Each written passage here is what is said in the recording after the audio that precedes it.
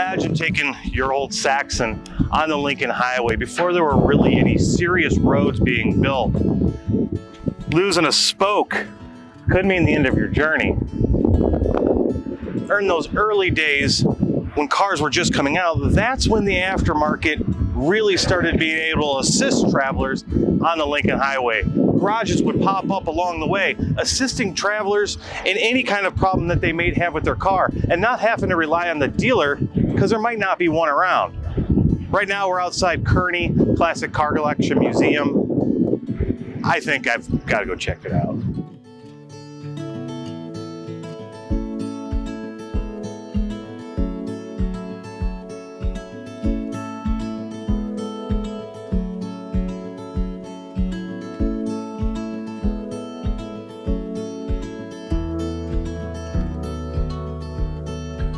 As soon as cars were starting to become more popular, the aftermarket started to evolve as well.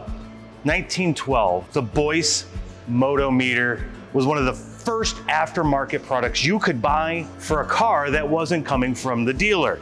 You could pick up this somewhere else. Now what this was a radiator cap, and it was the first time that drivers could actually see, based on a temperature gauge in here, the temperature of the engine, because this car didn't have a coolant gauge or a temperature gauge inside on the dash. And without these, they didn't know how hot the engine was actually running. I mean, these were exposed radiators, but this right here had a sight glass that allowed the driver to actually see the temperature on this low pressure cooling system. So that allowed that to do that. Boyce really went all out on these. These were available in different styles. These started in 1912 and they were really popular up until about 1927. Again, as soon as the cars came out, aftermarket came out too.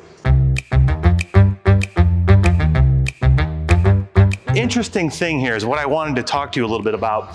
This is a 1919 Chevrolet. This is what would have been typical in the early days of the Lincoln Highway. A couple things you'll notice right off the bat. Of course, the large, skinny tires and the fact that there's no windows. And what is of a windscreen isn't much, which meant you were gonna get dirty, dusty, and muddy anytime you were on these routes. That was 1919. You can see how wide open this car was.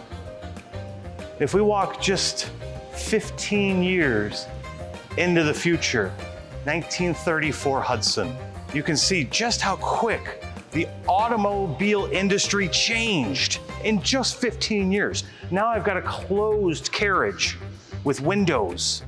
I've got pneumatic tires that are now smaller, wider, provide better stability as well, and a much more efficient vehicle in just 15 years. The roads were no different on the Lincoln Highway as well. They were rapidly evolving. We're starting to get out of the muckety muck of the mud and going into gravel. Now we got brick pavers and then concrete as well. Where today, almost all of it is paved. Not all of it, but there's still a lot of fun sections you can drive on the Lincoln Highway that'll take you back to that 1919 Chevrolet and the 34 Hudson. Before I left, I forgot something. Thankfully, the guys at the Classic Car Collection had exactly what we needed for the Blackwood. Now it's a Vegas truck. See you at Apex.